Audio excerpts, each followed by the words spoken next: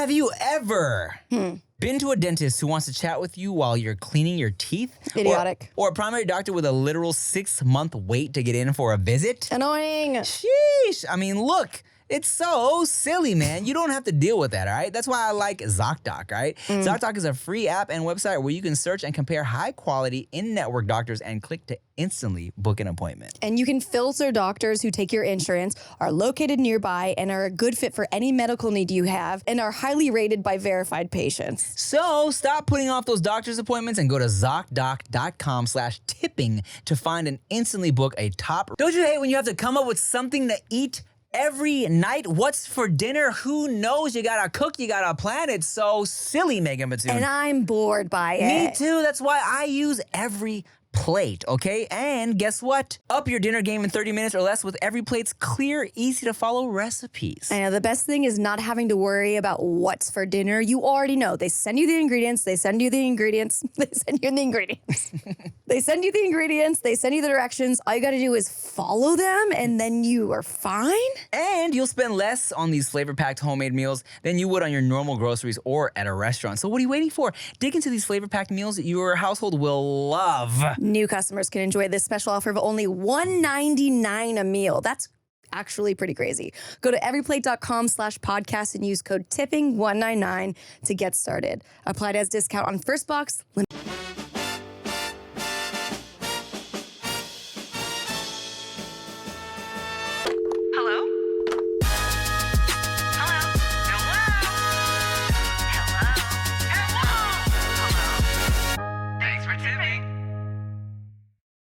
Megan Batoon, you're drinking coffee at 4 p.m. That's and true. You said that like it was a weird thing. So what does that mean for you? Is it not weird that I'm drinking coffee at 4 p.m.? 4 p.m. coffee is my everyday. Really? Yeah, because I usually hit my low around 4 p.m. So I get another boost of caffeine at that time. Oh, nice.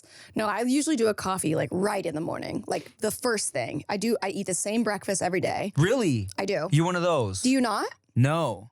What did you have today? Today, for breakfast, I made everybody bacon, egg, and cheese breakfast burritos. Cute. Yeah.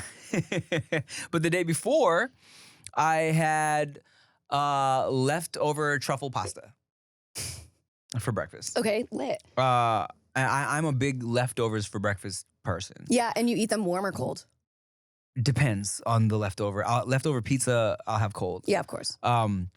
It depends, but I usually will warm it up. Sometimes if I feel like making it breakfasty, I'll throw an egg in there. In the pizza? Well, not in the pizza. More so, I'll take leftover spaghetti. I'll warm it up in like a pan and throw an egg in there and scramble it with it, and I call it breakfast spaghetti. Nice. That's basically carbonara. Pretty much, right? Kinda. It's got an egg in it, egg and pasta. Somewhere an Italian guy's going, oh, come on! I cannot believe they just said that! What is your everyday breakfast? Everyday breakfast, I get 2 sunny side up eggs. Love it. Half an avocado, Malden sea salt on both of those. Okay, I have word. 1 piece of bacon cut in half, so it feels like 2 pieces of bacon. And then I have a piece of toast that is like deliciously crunchy, like probably too crunchy for most people, but I love the crisp of it. And Palate cutting crunch. Exactly, PCC. And then I have half a glass of like freshly squeezed orange juice. And then I have this coffee. Are you buttering your toast? Yes, sir. Okay, cool. Every day, every single day. Interesting. You're a routine-ass breakfast person. I like a routine in almost everything. If I could automate my life to be the same every day, but with wiggle room, that's also this like, what is the same is the fact that there is going to be variety. I feel it. Do you know what I mean? So I have like the same breakfast, this is the same time I do this, the same time I go to sleep, but within the day I have variety. I feel it. I feel that. You and Chia are very similar. That's what you said. In that way, where she needs to have breakfast things for breakfast. That was never my life, and that's probably because my parents were big on like, yo, we got leftovers. Have some leftovers if you want leftovers. You know what I'm saying? Like, yeah, my mom did the traditional eggs and sausage, whatever, breakfast sometimes, or sometimes we do some like Asian-y, like Thai people have something called jok, which is like a rice soup. Okay. But like, man, if we went to, I don't know, the Outback Or what's a steakhouse we used to go to? Ruth's Chris. Oh no, not back then. That was too rich for our blood. Same, bro. Once I started working, Ruth's Chris was the best, and it's always next to a hotel. So when I'm working, and you can't go wrong. Ruth's Chris is the best restaurant, like chain restaurant. I was with you when you first, I feel like, entered your steak phase. Yeah, steak era. But my parents would go to Black Angus. That was our shit. So if I had, and I felt like such a grown ass man, I would go to Black Angus and order, like, let me get the steak with the baked potato and the blah blah blah. But I would eat it for breakfast and lunch the next day. You know what I'm saying? So I was a big leftovers boy, and I say all that to say, you know, Chia, of course, she's usually handling breakfast in the morning, so she kind of has the babies on a routine. Where Veyda, first time she really clocked that I was eating a not breakfast thing for breakfast, she was like, "What? What was it?" Probably, I don't know, probably pasta. Sure. Or pasta with some leftover like noodles or something. She's like, "What, Daddy? You're having noodles, right?" But Q, my little hungry boy, 2-year-old boy who wants to eat the world, he kind of like. He looks for what I'm bringing to the table. Because, like, yeah, Mom will make some avocado and a hash brown and some scrambled eggs, but he'll look at, Daddy, what's that? Yeah. And he'll see me eating some fucking, I don't know. It's like a surf and turf. Yeah, he'll go, I want it. What's that? I want to try it. And I'll give him a little, and he's like, I'm like, all right, like, my boy eating leftovers with me, but the Veyda's over there like, that's weird. You know what I'm saying? Fun. I love doing dinner or breakfast for dinner. Oh, yeah. I'm a fan as well. I love breakfast for dinner. I just, and I appreciate your sunny side up as well. It's kind of hard to crush a sunny side. Yeah, I mean. It's a little hard. Yeah, I agree. Well, it's even harder to crush an over easy. You think? Yeah, because you got to flip it. Yeah, but I feel like sunny side is like you got to make sure that there's no crisps on the outside. I like a crisp on the outside. Oh, really? Yeah. Okay, let me ask you this.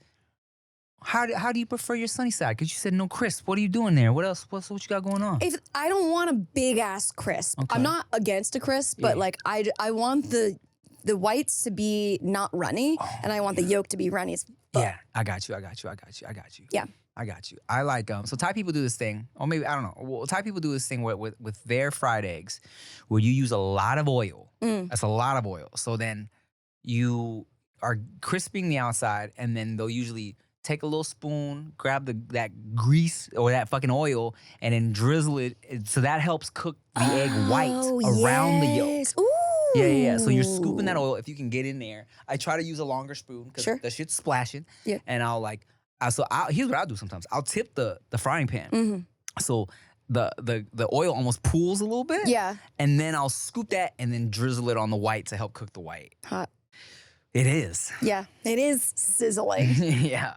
Wait, when should we talk about the fact that we look like a breakdance crew? Like, what do they call it at basketball? Like the after interviews, the post-game interview. We look like we just got done with the Olympics. Or the random halftime show.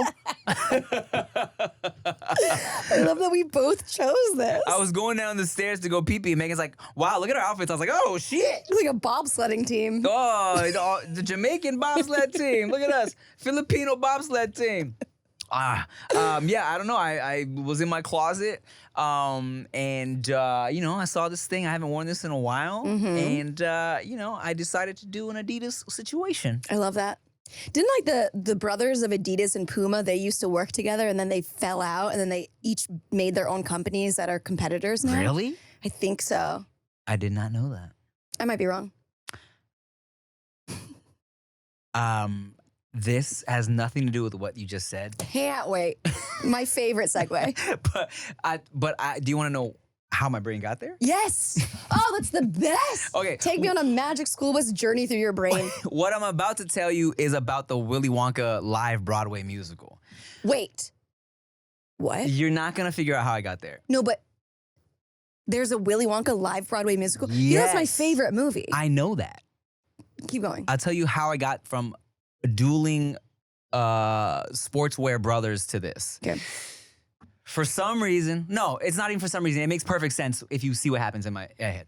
So you said it was two brothers, Adidas and Puma, competing factories, correct?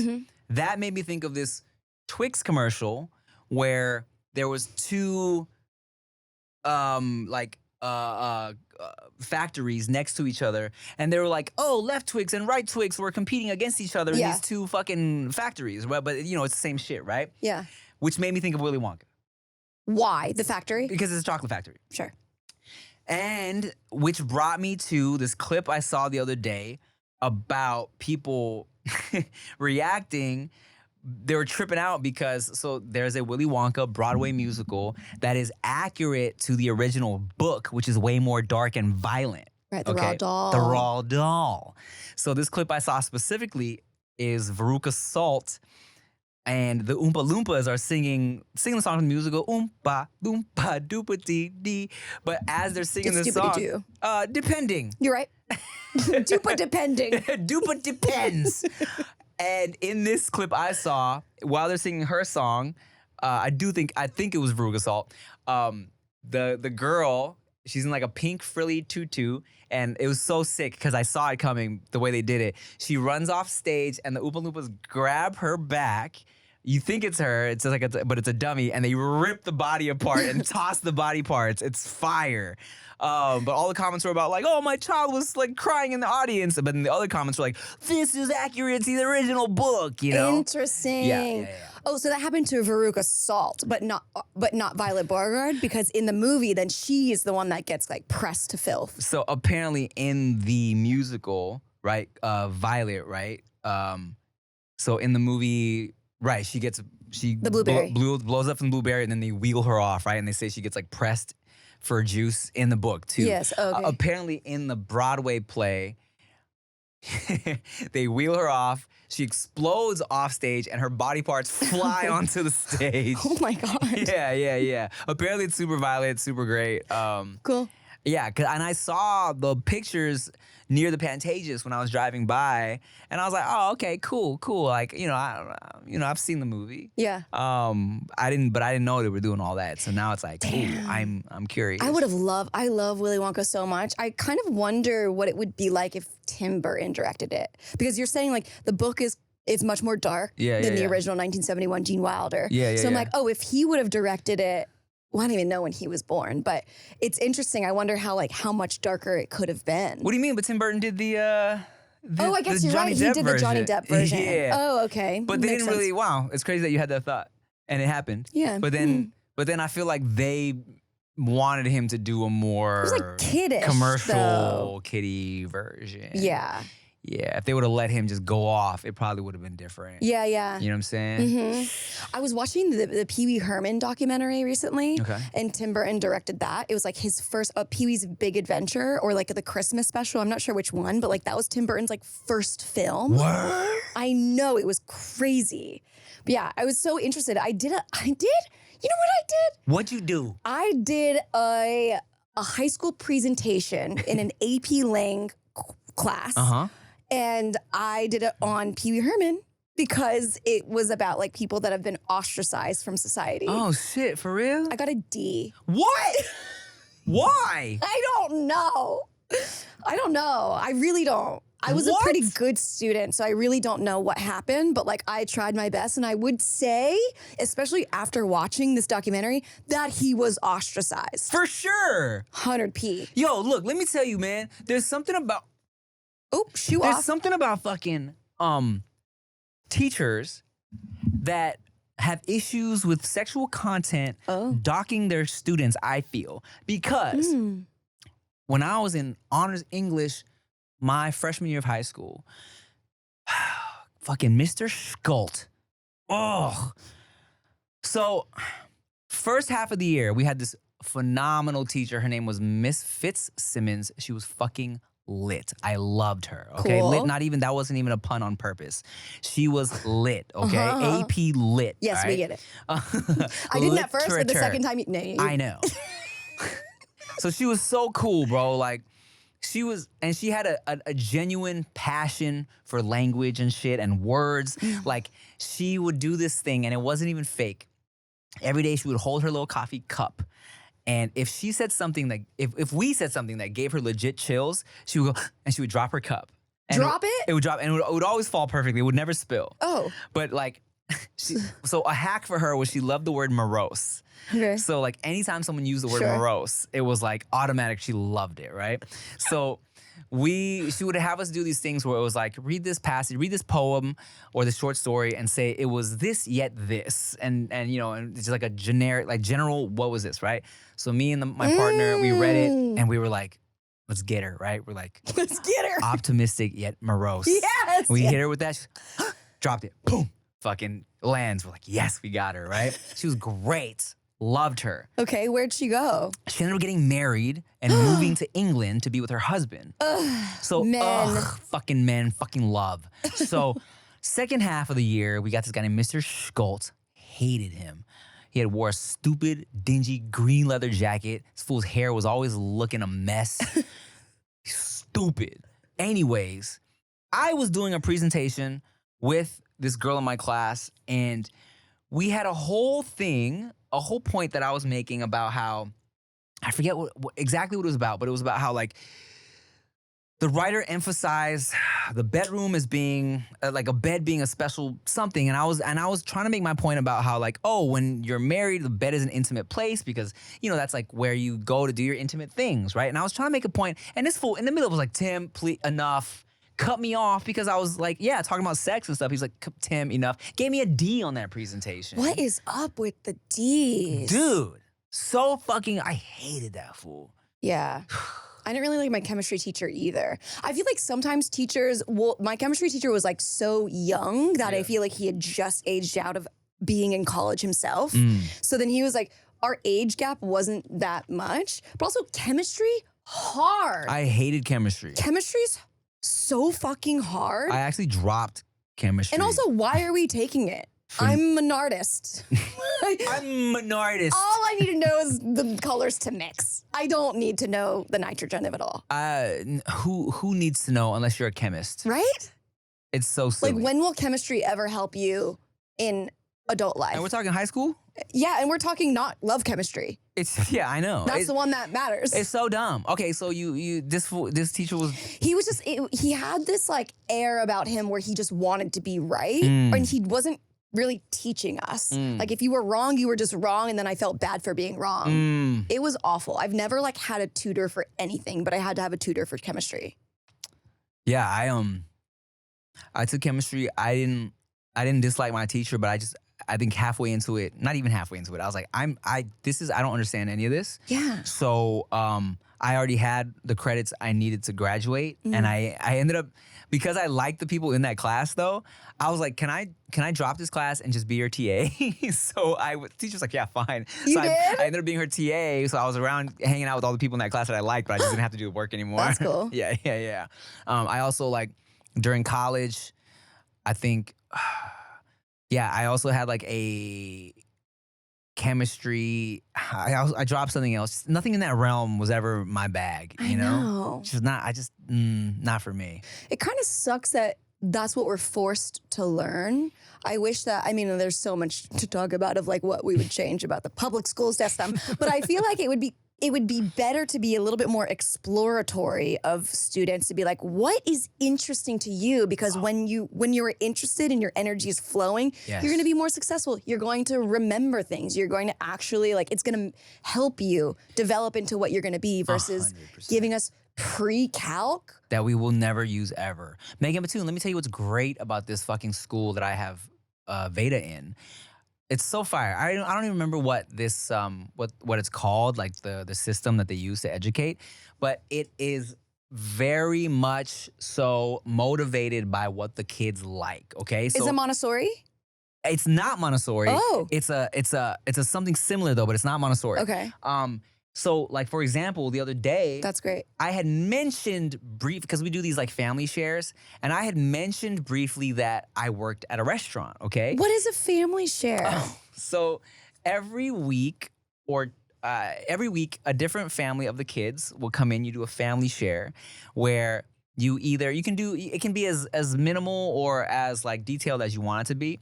Sometimes it can be just the parents come in and read the kids' favorite story to the rest of the class.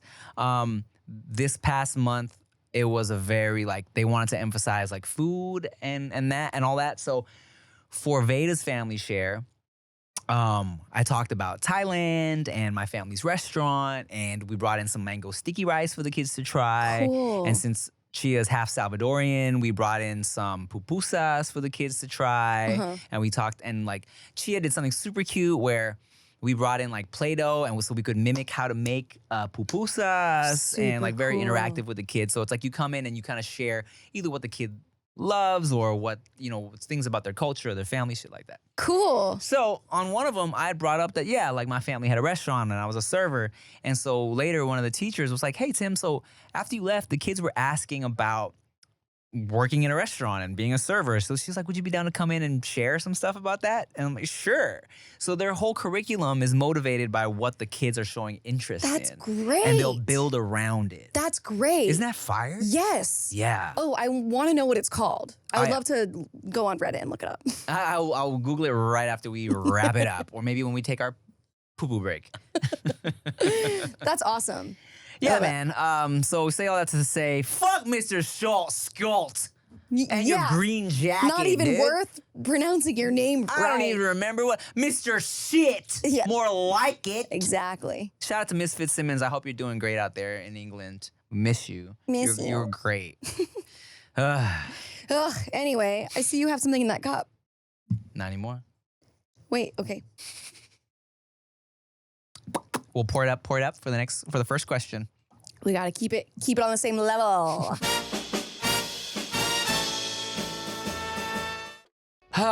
Man, when was the last time you needed to go to a doctor, but you pushed it off? Made the excuse, I'm too busy, it's not that serious, I don't need help. Well, look, I think we've all been there. Booking a doctor appointment can just feel so daunting, okay? But thanks to ZocDoc, there's no reason to delay. They make it so easy to find and book a doctor who's right for you. Correct. ZocDoc is a free app and website where you can search and compare high-quality in-network doctors and click to instantly book an appointment. I love instant. I love everything instant. And, Megan Batoon, you can filter doctors who take your insurance, are located nearby, are a good fit for any medical need you may have, and are highly rated by verified patients. Nice. I mean, come on. Come on. That's just lit, bro. Look, appointments made through ZocDoc also happen fast, typically within just 24 to 72 hours of booking, and you can even score same-day appointments. Lit same day. So stop putting off those doctor's appointments and go to ZocDoc.com/tipping to find and instantly book a top-rated doctor today. That's ZocDoc.com/tipping. Once again, ZocDoc.com/tipping. What's up, Megan and Tim? My name is Maven. Tim, I met you back in 2019 at VidCon, and that was very much so a pivotal moment for me because I looked up to you for years and will continue looking up to you for many more years to come. And Megan, I also met you back in 2019 at the Just a Tip podcast show in Chicago. And the question I want to ask both of you today connects to the question that I actually asked you back then. So 2019, very interesting juncture point in my life because I had just graduated from university. And I asked you, Megan, should I go all in on social media, my dreams and aspirations of content creation, or should I just do the 9 to 5 and maybe do social media part-time and then kind of build from there? I'm happily here to report that I'm in year 5 of freelance content creation, and it's been very fortuitous. Full-time doing it, it's crazy. Business-wise, amazing. Dating-wise, interesting. I'm 29, turning 30 soon, and I feel as if my profession on paper is cool, but it's not the most enticing in the dating scene, especially when the people who I'm talking to or meeting are traditional 9 to 5. So I want you guys to get back in the mindset of when you were just starting your content creation journey and dating and talking. How did you make this sound enticing? Or put yourself in my position, if you were around this age, how would you make this enticing for the 9 to 5 corporate baddies? That's interesting. First of all, thank you for the long time support. You've met us both. Go. Maven, shout out to Maven. I wish you would have shouted out whatever your social handle is, so we could have been like. It's That's So Maven. I know that for a fact. Really? Yes. Oh, okay. Hey, shout out to That's So Maven.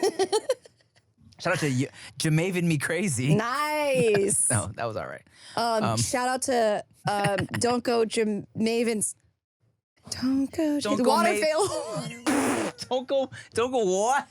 Don't go Jamaven Waterfalls. I know, it was a stretch. Woo! That's tough, bro. Life isn't fair.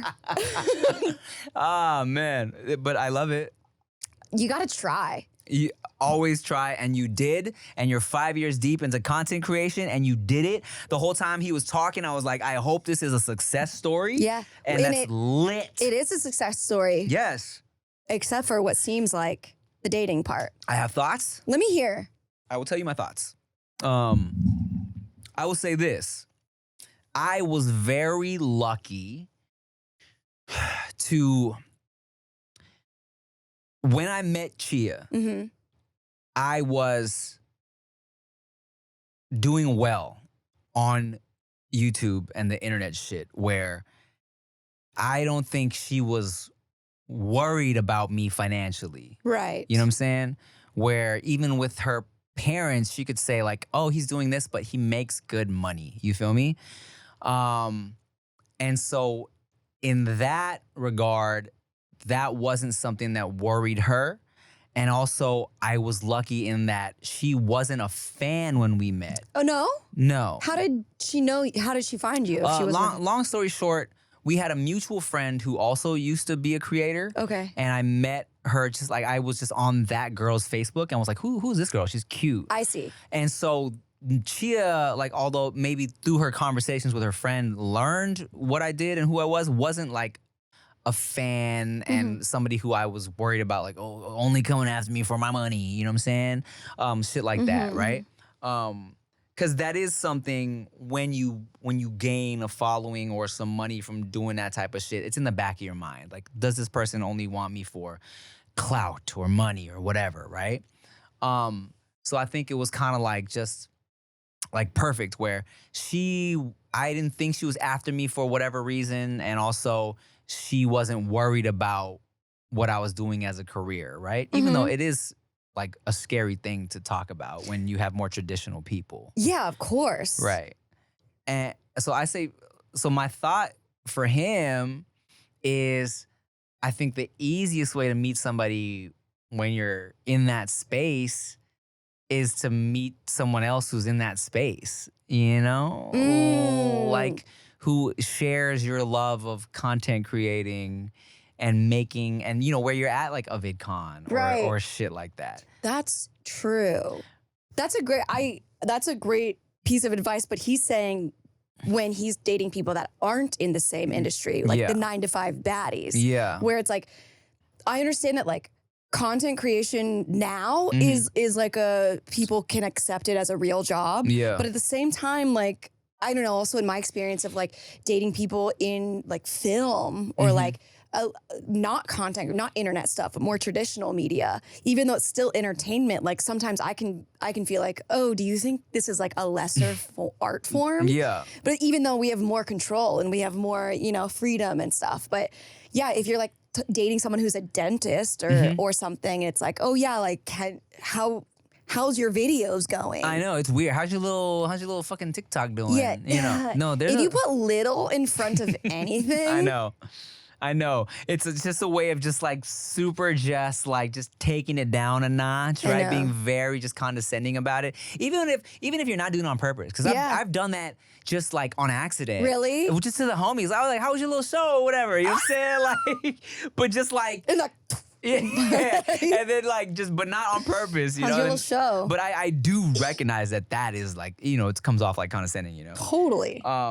So yeah, there's that. Like people, there's definitely like a negative stigma around it, right? Yeah. Even like you said, talking to somebody in what is like the entertainment industry, where they're like, oh, you know, how's your little internet videos? Like, oh, YouTube, oh, you know, how's that going? You know, while you're like making more money than them, right?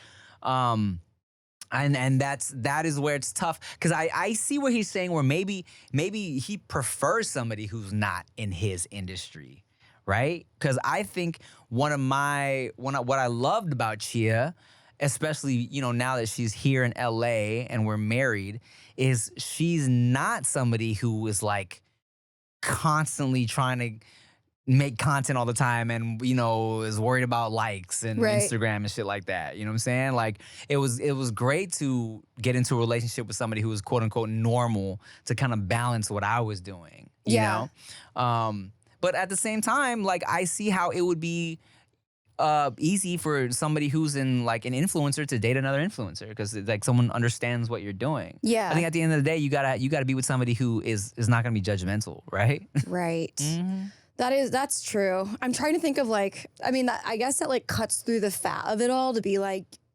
find someone that's like that. But he's asking like when if somebody's not an influencer, if somebody's not a content creator, how can you make it more enticing? Here's how I guess would do it. Do it. Do it.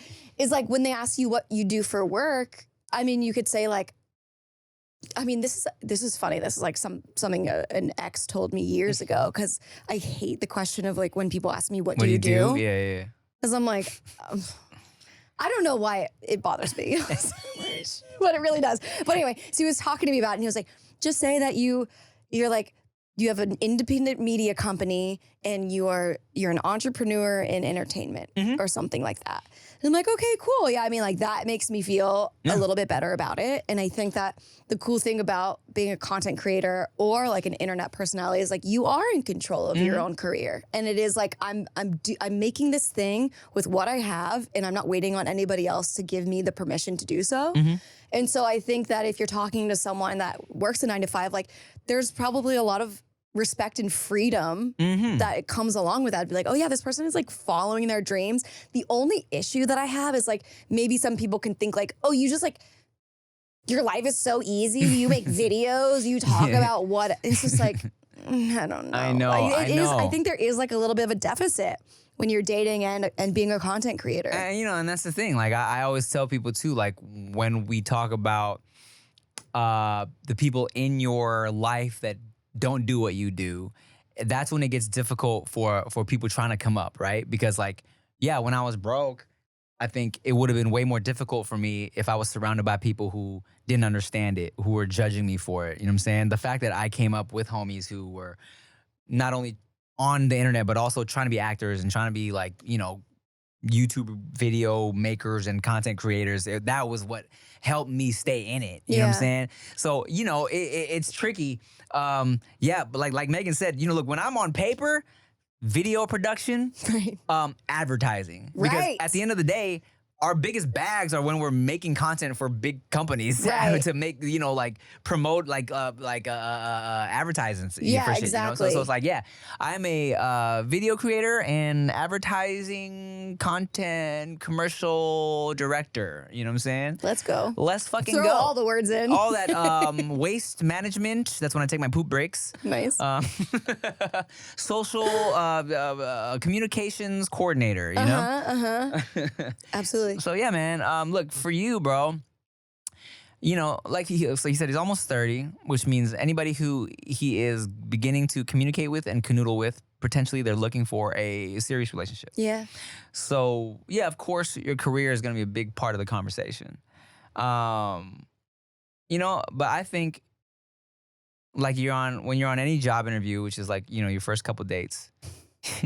It is true. It's true. It is. You're putting your best face, foot, all them shits forward. Yeah. So it's like, you know, let them know you've been doing this for 5 years and it's been working for you. Yeah. I say like, if you can, let's put it in the perspective of a first date, right? Okay. Well, they're like, what do you do? Yeah, let's say we're on a first date. Okay. And you're like, hey, what do you do? Ask me. What do you do for work? Well, you know, it's interesting. You know, like video production. I do a lot of I like direct advertisements for big companies. Oh. And then if you wanted to dig deeper, like, oh, tell me about what you've done. Okay, so tell me what you've done. Wait, I'm looking at your fucking foot. Yeah. Oh, there's a big hole in my sock. Okay, check it out. Check it out. So here's the thing. So Chia, my wife, these are. Wait, this is our first date. You have a wife? You didn't know that? When I literally was wearing a ring when I asked you out. Nothing but a ring, You actually. hussy. Yeah. I came up to you with my dick out and my ring on. My ring was on my dick. Yeah, what the fuck? You floozy. So Chia, she has a very hard step, okay? Step. Like she steps hard. And I used to give her a hard time about it. Like I used to be like, can you just lighten that up a bit when I'm sleeping in the morning? We have hardwood floors, okay? It's loud. But she went to a foot like specialist and to like get like a just a foot treatment. And they were like, her arch is more arched than the normal person, Sure. which causes her just foot to be like, her steps are just harder. Okay. Just the way her weight is distributed in her foot. So which causes her to get these calluses on certain parts of her foot, like this part and this part. Oh, so those are her socks? These are her socks that I just grabbed on the way out. Cool. So a lot of her socks get a lot of wear and tear in these very specific areas. Sure, okay. So sometimes they'll get holes because these fucking hard ass calluses are ripping through the socks. Rip it! Weird first date question. Yeah, okay, but good to know. Okay, back to the So- career part of the date. So then I would start to be like, okay, well here's the thing. I actually make, like YouTube videos. Oh, you make YouTube videos? Yeah. Like in your bedroom? Yeah, well, not only that, I've worked with this company and that company, and yeah, it's actually, it's crazy. People don't realize how lucrative it can be, and it's been my full-time job. That's what I do. Whenever I tell people I haven't worked any other jobs except that shit, that they go, really? Oh. That's when they realize, oh, this is legit. I'm like, Yeah. yeah, no, it's actually been my full-time job for the past 5 years. Oh, interesting. Yeah. So you trying to fuck or what? Cool. Yeah, I think hitting him with a full-time job, I think, unfortunately, as much as like a name drop or a brand drop, like blah. But honestly, like if people don't understand, to be like, yeah, I've worked with Samsung and Target or like whatever the brands you've worked with. This is now Tim's foot if you're not watching. Yeah. Yeah. And I also think like being I'm my own boss. I think that's a helpful thing. I think that is facts. Like, especially first date shit for somebody who's a 9-to-5er, doesn't understand the life. Talk up what people would, think is like the more professional side of it. You know what I'm saying? Like, yeah, I get to, I've worked with this company, I've worked with that company, without sounding like you're bragging about your money, but like, yeah, this has been my job for the past 5 years. I work independently. I make my own hours, and I get to do what I want creatively. It's great. Yeah, that's awesome. And if she thinks that's fucking weird, then that's not the one for you. Yeah. Yeah. I also think it could be cool, like if you're talking about what you're doing and also almost like keeping in mind what they are thinking or what you would think before you were in entertainment, to be like, I never thought I could buy a house from videos, but now I live here and that's crazy. And that's kind of nice to just be like, oh, I thought I needed to be a dentist or a doctor, but then I started making videos and I realized that I could be an artist for a living. For sure. And that's not starving. Yes. And that's kind of a cool way to be like, oh, this person is sensical about it all and understands, they're self-aware that this is like not a normal path. And that it sounds crazy. And yes, and that they found success in it. And here's this freedom element. Right. I think there's also like a line, because I've been out with people who, because the career of being like a creator or an influencer has such a stigma around it, they go hard on the brag, and it's like annoying. What do you mean? Like, they go where hard it's on like the brag? where they are trying to make up for the fact that people think it's not a real job. So their first jump is like, yeah, no, I made 30,000 off, blah blah blah. No. Pepsi paid me like 50,000 to do this and this and that, and it's like, right. Okay, bro, so I don't care. Yeah, you know now you're saying? this like weird character in a movie that everyone hates. That Yeah. you're just like, okay. And they exist, Right, because right. there's also like, there's so many online people, and I'm sure you've met a bunch, who probably were, lames growing up, and then now they talk to the camera, and then they got some money and some clout off the internet, and they think that their money makes them cool now, so that's their whole personality. So it's like, try to emphasize your accomplishments without being that guy. Yeah. That's the balance. You know what I'm saying? Yeah. And what I think is really cool also, like dating people that aren't in your field, whether, and if they have a 9 to 5, like, I mean, I think it's really cool to mixed mediums of like, how can this person who does something completely different than me, how can we collaborate in some way to where we both make each other's output better? Word. That's the coolest thing. For sure. That's the coolest thing. Because, I mean, everybody needs a social media following nowadays. Do you know what I mean? Yeah. Like, hey, girl, your cat grooming business is struggling. Like, how hot would that be if like you're dating someone with a cat grooming business and you're like, oh, I've been making videos for 5 years. I know what actually performs well. I know everything about analytics. I know that the video should be like this. I know how to edit. Why don't I just make a little video for you? 100%. And then it's like, whoa. Yeah. Now it's cool. Yeah. Now. And when she gets business, now it's like, okay, let's go. Yeah. Now she owes you her cat, her groomed Nice. Tit for tat, clit for cat. Yeah. Click for cat. Clit for click for clit. All right. You Cheers. short-circuiting. Well, NBC pilot coming soon. Stay tuned. Okay.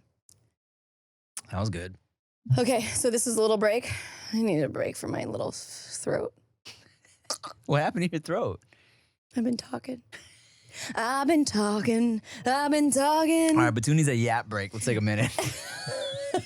Sorry, I don't have 19 podcasts yet. I hate it.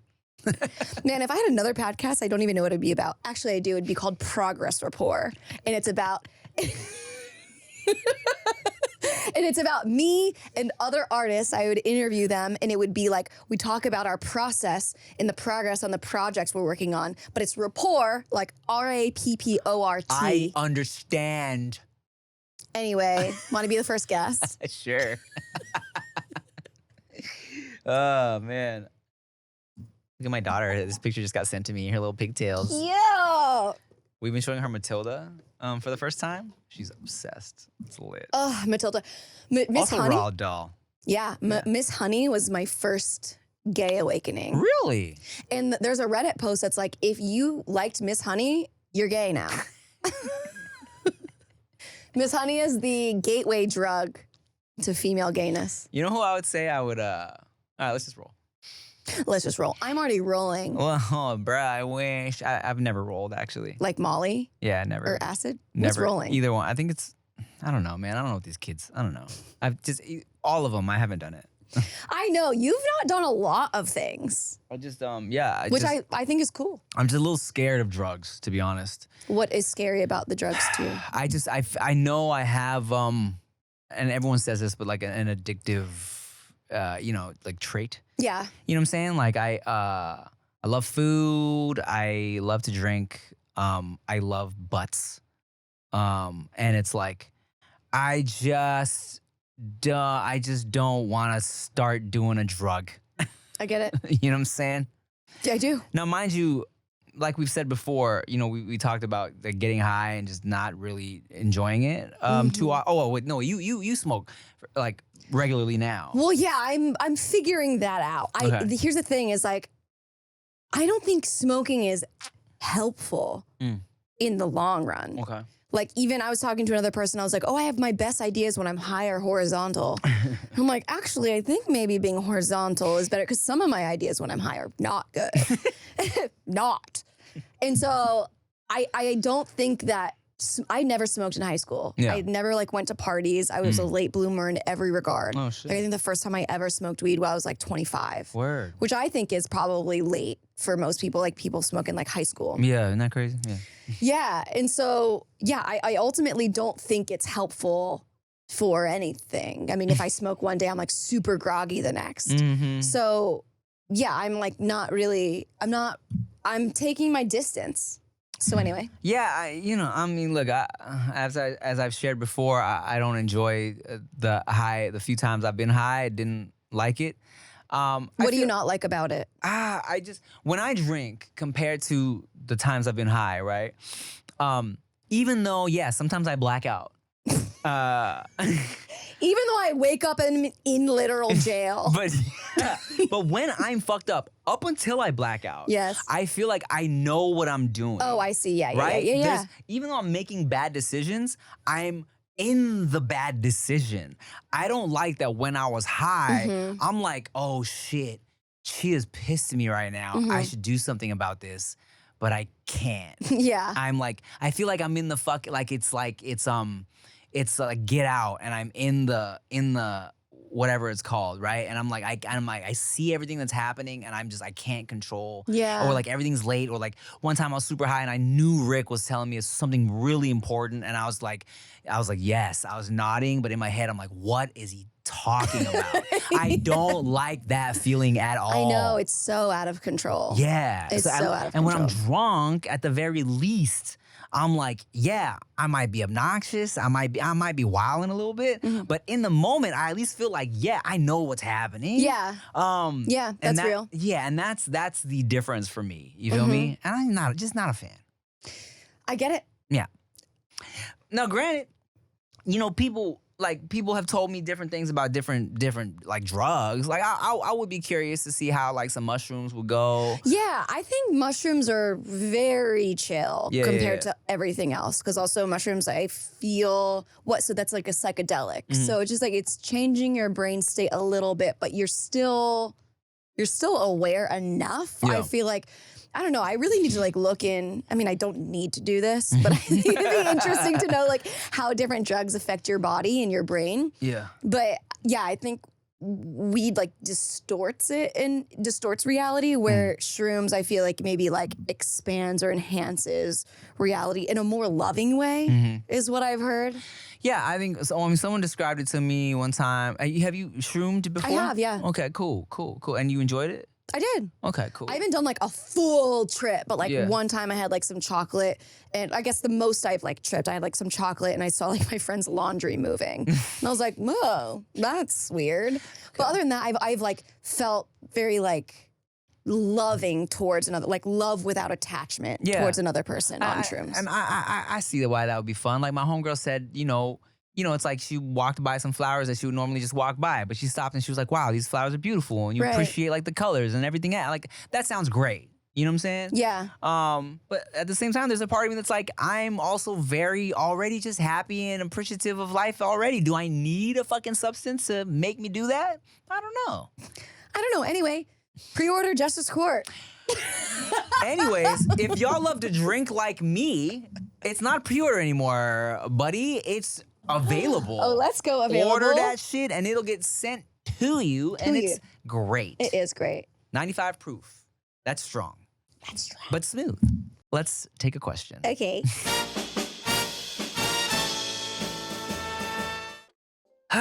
Look, if you think you have to spend big bucks or tons of time in the kitchen to make delicious food at home, well, think again, Megan Mattoon.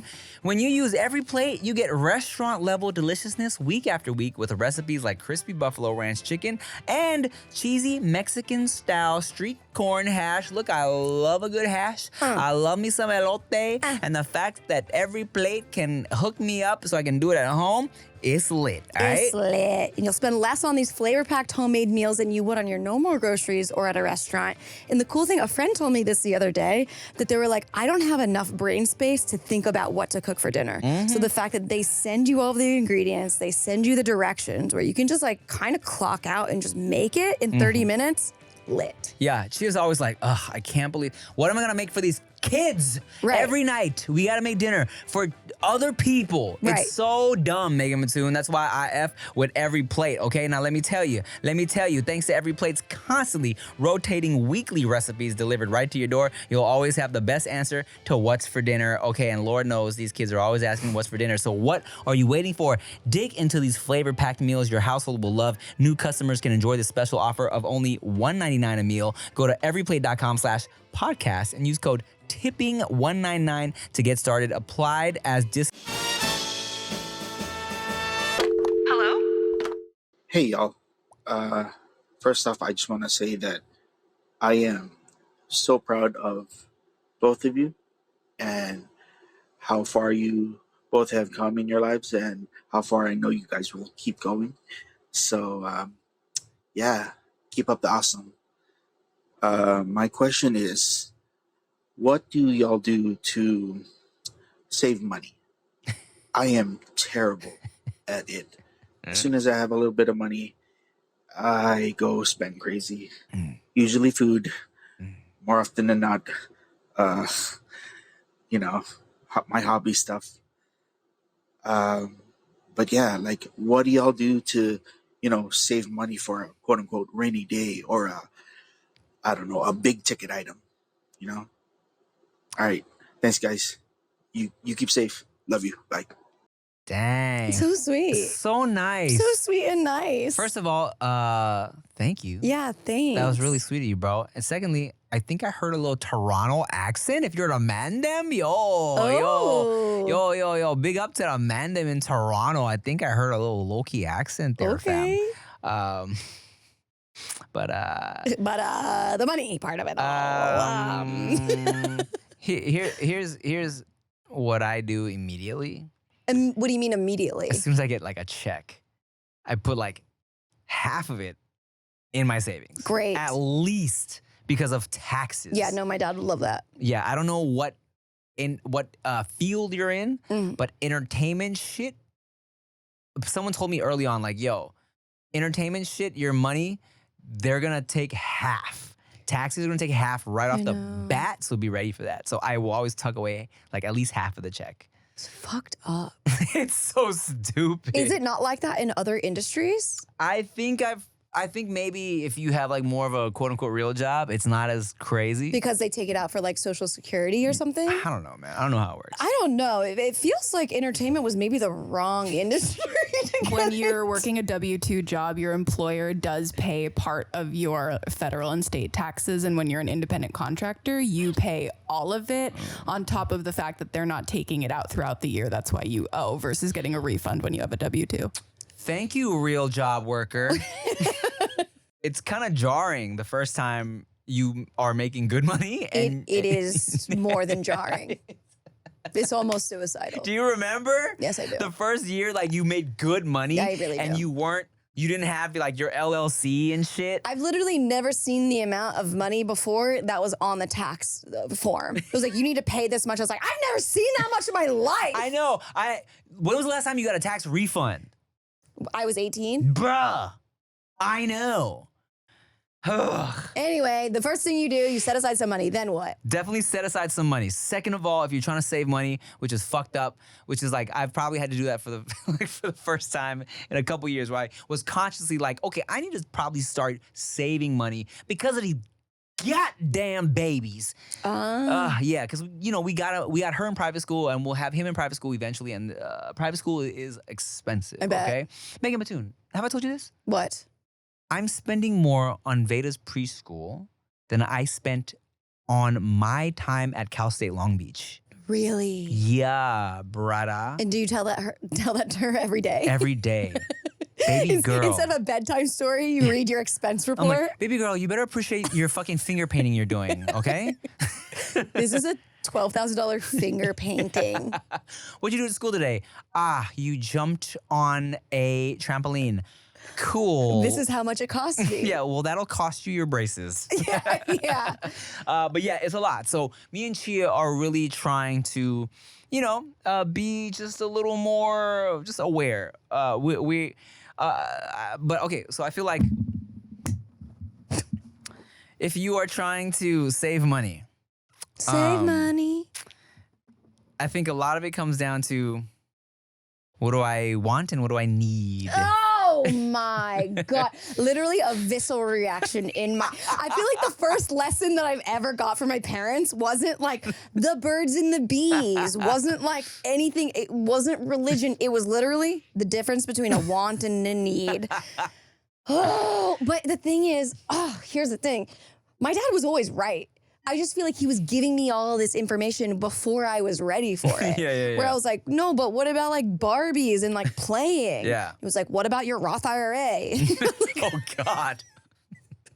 No, but parents, no, that's true though, because parents just have a different perspective on shit too. Like, and it's sometimes, and most of the time it's dumb. Because my dad would come into my room, and mind you, you know, such a different generation, right? Different time. Where he would see what I was spending on clothes and shit. He'd be like, this is ridiculous, right? Where he'd see like, I spent $30 on some earrings. And I'm like, this is a bargain? Sure. And he'd be like, but like this is pointless. Why are you spending $30 on earrings? I'm like, well, Dad, all of it's pointless. Like, what Wait, all of what? like, All purchases? all of like spend, like, what do you mean this is pointless? Yeah, I could, like, this shirt that I think looks nice is pointless. I could just be wearing like a dingy, I could get a $2 shirt. Yeah. But this is a nice shirt. Like, what do you mean this is pointless? You know what I'm saying? Like, these are cute earrings, you know? And like, what is the point of this? I'm like, oh, what do you mean? You know? I'm trying to look cute, man. That's the point. And then so you say that to him, and what did he say? You're grounded. Yeah. No, I mean, I never got grounded. He just. You never got grounded ever? That wasn't a thing. I don't know if that's a thing Asian parents do. Really? Like, that's interesting, I guess. Yeah, my white parent was probably the one that grounded me. Yeah, I don't know if Asian kids get grounded. You just get spanked. I think it was when I was really little, I would get spanked, and then my dad stopped spanking me when I was like 5. What are you, a kink now? What are you, kinky chick? No, only when I'm messing with old Asian men. I'm like, spank me, dude. Yeah. And tell me my earrings are pointless. Yeah, reprimand me for my purchases. Harder. Tell me the butt plug is way too expensive. Yeah, that's real. Oh God. But no. I feel like I would just get like, I don't know, yelled at until I cried, or like I would, you know, super guilt trip, or you know what I'm saying? Like, I got my mouth washed out with soap once. wow. I thought that was like storybook shit. Yeah, I guess white people really do like the movie shit, huh? You're grounded for a week, and I'm gonna wash your mouth out with soap for saying that curse word. Right. Did it work? Did what work? Did you stop doing whatever you were supposed to stop doing? I guess so. Yeah, soap is awful. Soap is not food. No. No, not food. Anyway, saving money. Do you have a soap kink now? No, I don't. I heard jizz tastes like soap, or like I've heard like yeah, I've heard soap. What kind of soap? Yeah, I don't know. Man, if I could like choose a flavor, it'd be like pinkberry tart. Like, that'd be so much better. Flavor of jizz? Yeah. No, that makes sense. Probably. Bro, pinkberry has an ube flavor now. Really? Yes, bitch. Everyone loves Filipinos right now. Oh shit, son. We're on the up and up. Wow. Yeah, it's awesome. It's really cool to see it mainstream, to be honest. Ube, it was delicious. I'm a ube fan, yeah. Me too. Me very much too. But if you're gonna save money, don't go to Pinkberry, just getting ube. And don't get ube. Yeah. I mean, if you're trying to save money, even for me now as an adult, that makes decent money. Yeah. Now I'm like, I don't need this pair of shoes. Right. I have shoes. I have nice shoes.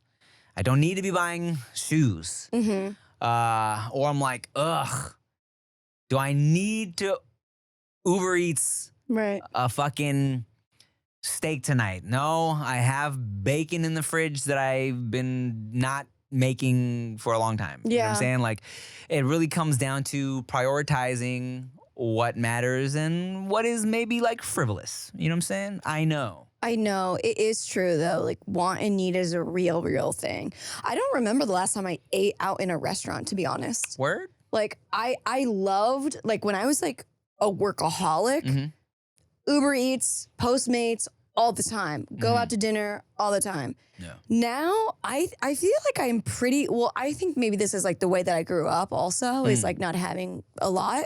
But like, anytime that I feel like, I haven't gotten paid in a little bit, then I like push myself into a scarcity mindset where I'm like, now I just eat ramen. And I don't even put a little soft boiled egg in there. It is just the crisp. Like, really? I feel like there's something about it that like I'm punishing myself for putting myself in a situation that isn't helpful. Word, you didn't earn it. Yeah, I feel or like that. you did this to yourself. Now you have to, I don't know. I'm an extremist, and that is something that I should work on for sure, and that I am working on. But if I like hit a situation where I'm like, oh my God, I owe a lot to the IRS, or like I don't know, something happened where I just like am not eating. I get that. And well, here's the thing though. I think there's definitely something to that where maybe don't reward yourself unless you deserve it. But what does that mean? Well, for me, like you said, right? Like if you feel like you haven't been, I don't know, let's say grinding hard enough, right? You're like, I don't need to be Postmating all the time. I'm gonna have this fucking ramen that's in the cupboard, right? But for me, if I get like a check, right, a brand deal, something special, I'm like, I'm gonna treat myself. Then I'll order this steak. Then maybe I'll get a pair of shoes, right? But the rest of the time, that's just not necessary, so I don't need to be doing it, right? So for you, bro, I don't know what your job is, but yeah, I think a lot of the times when we feel like we don't feel like cooking, it's easy to just Uber Eats all the time, and then all of a sudden you got like you've spent so much money on delivery. It's so expensive. I know. I went to the grocery store yesterday. I made dinner for 3, like 2 friends of mine yesterday. The whole thing, and I also got like an 8-pack of Blue Gatorade because I love Blue Gatorade. And the whole thing together was like, I don't know, $30 maybe, which is crazy because like the last time I went to Hot Pot with 2 people was $80. I know. That shit is insane. I know. And then you tip. And it's right. It is so much cheaper to cook at home. Like Truly. that's probably the biggest way to save money is just don't go out to eat. I know. There's this guy, Dave Ramsey. Have you ever seen this guy? He's like a debt guy on YouTube. He probably has some other shit. But like people call in and they're like, oh, I have this much debt. Like, how do I get out of it? And one time he was like, the only time you should be in a restaurant is if you're cleaning the dishes. Wow, relax. I know, he's a little intense. But it was like, you should not step foot in there unless you're working. Okay. So basically, like, I think the biggest expense is eating out. Yeah. But I love it. I mean, it's great. But for me, that's like my, if I had time, if I had just time to be out, like before the babies, that was my treat. Yeah. That was my only thing I would like to do. Go see a new movie that came out, go try a new restaurant. Right. You know what I'm saying? I wasn't spending money on nothing else. Because for what? My closet's full. It's too full. I just want to experience new restaurants, have a nice conversation. Right. So that is what I like to spend my money on. And I'm still tucking away half of it. Yeah. I think that's the biggest piece of advice that nobody's asking for right now, but we're both saying. It's like when you get a paycheck, save half or at least 35%. Yeah. Yeah. Because you got taxes. And I think also like for me, I like seeing the money in my savings go up. Yeah. You know? Gamify it. Gamify it. Gamify it. How high can I make this shit go up? So if I don't have any like real expenses, it's like the more I can tuck away from my check, the better. You feel me? So yeah, man. Hey, I feel like everybody's kind of trying to save right now. Yeah. So I would say so. Yeah, I think, just be aware of what you're spending on. I think it's easy to swipe your card all the time, and just kind of because it doesn't feel real. I know. So it's easy to just swipe all the time and just kind of just like let the shit fly, But I think if you're trying to save, just really pay attention to what you're doing and treat yourself when you need to treat yourself and tuck it away, And tuck it away. I know. I'm trying to think of like a way to reward yourself for not spending. Like, I think, I don't know, as an ADHD person, like finding ways to dopamineify things. To be like, oh, if I didn't spend can I spend $0 today? And then like if you make it through the day, then I don't know, you get to do something at night that doesn't cost money, but that actually gives you dopamine. I'm not sure. I literally haven't looked at my bank statement in so long. I'm so scared. Here, edge yourself until you've spent no money in a day. That's right. And then blow your load after that night. Work. Just like jerk it until you're about there and then don't do it. And then once you have a night that you've saved your money, let it all go. Lovely. Bang. Thank you for watching another episode of Thanks for Tipping. Hey, Megan, thanks for tipping. Tim, thanks for tipping. Where can they leave us a question? Speakpipe.com/thanks for tipping. Send us your question. We'll do the best we can to answer it. Make sure you like, comment, share, subscribe. Also, rate us 5 stars on Apple Podcasts because clearly that works a lot. Yeah. Even if you don't listen on Apple Podcasts, just go on there and be like, 5 stars. Yeah, just five stars wherever, there's an option to give us 5 stars. Okay, bye. Bye.